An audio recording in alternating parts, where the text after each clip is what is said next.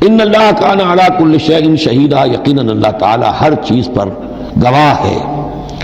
اب آئی ہے وہ آیت، اصل میں کانٹے دار آیت جو ہے، جو عورتوں کے حلق سے بہت مشکل سے اترتی ہے، کانٹا بن کر اٹک جاتی ہے۔ الرجال قوامون علی النساء، یہ تمہید تھی ساری، ایک سورہ بقرہ میں تمہید آ چکی تھی، علیہن لہن مثل الذی علیہن بالمعروف وللرجال علیہن درجہ، یہ کہہ کے بات چھوڑ دی۔ آگے آئے لا تتمنوا ما فضل اللہ بعضهم علی بعض، اور مزید اس کے لیے ذہنی جو ہے تیاری کر دی۔ اب آ رہی ہے وہ چیز جو چبھنے والی چیز ہے۔ الرجال قوامون علی النساء، مرد عورتوں پر حاکم ہے۔ یہ میں ترجمہ زور دے کر رہا ہوں۔ یہ قامہ جو ہے، قامہ جب علا کے ساتھ آئے گا تو کچھ اور معنی ہوں گے، قامہ بے کے ساتھ آئے گا کچھ اور معنی ہوں گے۔ قامہ بے کسی شے کو قائم کرنا، کونوا قوامین بالقسط، اسی سورہ مبارکہ میں آیت آ جائے گی، کونوا قوامین بالقسط، عدل کو قائم کرنے والے بن کر کھڑے ہو جاؤ۔ قامہ علا، کسی کے اوپر، سر پر مسلط ہونا، یہ ہے گویا کہ ایک درجہ حاکمیت ہے۔ گھر کے ادارے میں حاکم ہونے کی حیثیت مرد کو حاصل ہے۔ سربراہ خاندان جو ہے وہ مرد ہے، عورت نہیں ہے۔ عورت کو بہرحال اس کے ساتھ ایک وزیر کی حیثیت سے کام کرنا ہے، یہ ہے اس کا اصل رول۔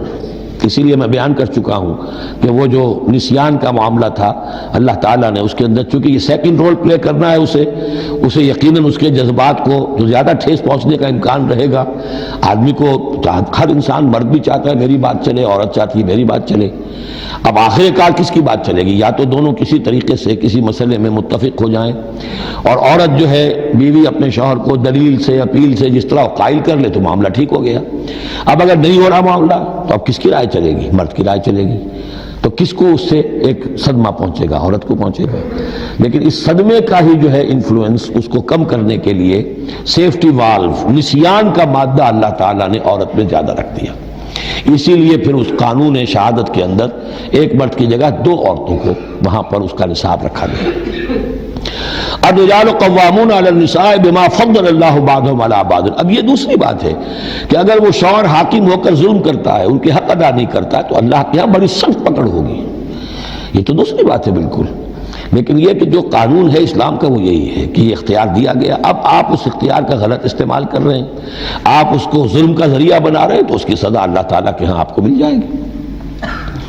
بما فضل اللہ بعضهم علی بعض، بسبب اس فضیلت کے جو اللہ نے بعض کو بعض پر دی ہے، وبما انفقوا من اموالہم، اور بسبب اس کے جو وہ خرچ کرتے ہیں اپنے مال۔ اب دیکھیے یہ خرچ کرنے کا معاملہ اسلام میں شادی سے شروع ہو گیا۔ شادی مرد کی بھی ضرورت ہے، عورت کی بھی ضرورت ہے، لیکن مرد مہر دیتا ہے، عورت مہر وصول کرتی ہے۔ تو جو خرچ کرنے والا ہے اب اس کی ایک حیثیت دوسری ہو گئی۔ پھر گھر میں اس کا نان نفقہ پورا جو ہے، اس کا خرچہ، اس کی ذمہ داری، اس کو سپورٹ کرنا شوہر کے اوپر ہے، تو اب وہ مال خرچ کر رہے ہیں۔ بما انفقوا من اموالہم، فالصالحات، تو نیک بیویاں کون ہیں؟ جو کہ ایک یوں سمجھیے قرآن کے نزدیک ایک عورت کا جو اچھا کردار ہونا چاہیے، ایک خاتون خانہ کی جو بہترین روش ہونی چاہیے، وہ یہاں 3 الفاظ میں آئی ہے۔ فالصالحات، نیک بیویاں، قانتات، ایک تو فرما بردار ہوتی ہیں، شوہروں کی فرما بردار۔ حافظات للغیب، غیب میں حفاظت کرنے والیاں، یعنی ظاہر بات ہے کہ مال ہے کسی کا تو گھر میں ہے، وہ تو کام پہ چلا گیا ہے، اب وہ کس کی حفاظت میں ہے؟ بیوی کی حفاظت میں ہے۔ اسی طرح بیوی کی جو عصمت ہے وہ در حقیقت مرد کی عزت ہے، اب وہ اس کی عزت کی حفاظت کرے اس کی غیر موجودگی میں۔ اسی طرح مرد کے راز ہوتے ہیں، سب سے زیادہ بڑھ کر جو ہے رازدان وہ تو بیوی ہوتی ہے۔ تو 3 اعتبارات سے حافظات للغیب، حافظات للغیب، غیب میں حفاظت کرنے والیاں، حفاظت کرنے والیاں شوہر کے مال کی، شوہر کے رازوں کی، اور شوہر کی عزت کی۔ بما حفظ اللہ، اللہ کی حفاظت سے، حفاظت ہے تو اللہ کی، لیکن جیسے رازق اللہ ہے لیکن کام تو انسان کو کرنا پڑتا ہے، رزق کمانا پڑتا ہے۔